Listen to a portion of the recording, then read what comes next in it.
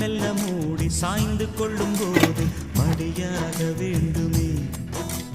தட்டு தடுமாறி சோர்ந்து விழும்போது பிடியாக வேண்டுமே. உன் உள்ளம் நான் கண்டு என் உள்ளம் நீ கண்டு உனக்காக நான் உண்டு என்று வாழும் காதல் தானே காதல்.